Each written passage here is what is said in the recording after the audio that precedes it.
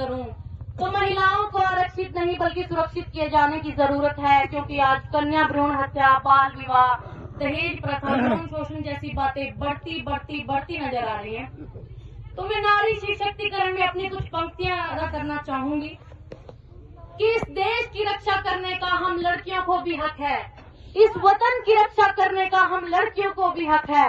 और इतिहास की किताबें उठाकर देख लो जिनको भी हमारी काबिलियत पर शक है, इतिहास की किताबें उठाकर देख लो जिनको भी हमारी काबिलियत पर शक है। किसी के लिए गाली बरसाई हूँ तो किसी के लिए खुशियां लेकर आई हूँ। आज मैं इस वतन के खातिर कंधे से कंधा मिलाने आई हूँ, इस वतन के खातिर कंधे से कंधा मिलाने आई हूँ।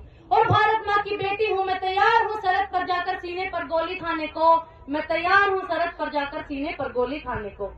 एक माँ बनकर हर दर्द को सह जाना आता है, एक बहन बेटी या पत्नी बनकर हर गम को छुपाना आता है। और रसोई में सिर्फ बेलन ही नहीं साहब, इस वतन की रक्षा के खातिर मुझे हथियार उठाना भी आता है, इस वतन की रक्षा के खातिर मुझे हथियार उठाना भी आता है। और भूल मत करना पापा की परी समझने की, भूल मत करना पापा की परी समझने की। मैं रानी लक्ष्मीबाई हूँ, मैं रानी लक्ष्मीबाई हूँ।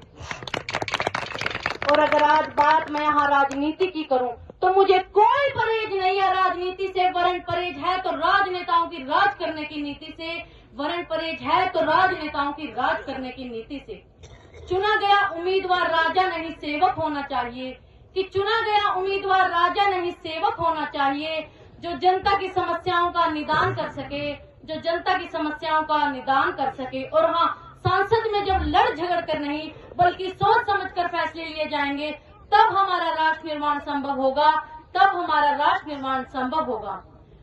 तो मैं इन राजनेताओं को कुछ कहना चाहूंगी, इन राजनेताओं को कुछ अपनी तरफ से 2 लाइन कहना चाहूंगी कि जिन्हें हम हार समझ बैठे हैं गला अपना सजाने को, जिन्हें हम हार समझ बैठे हैं गला अपना सजाने को, वही आज नाग बन बैठे हैं हमें को काट खाने को, वही आज नाग बन बैठे हैं हमें को काट खाने को। आज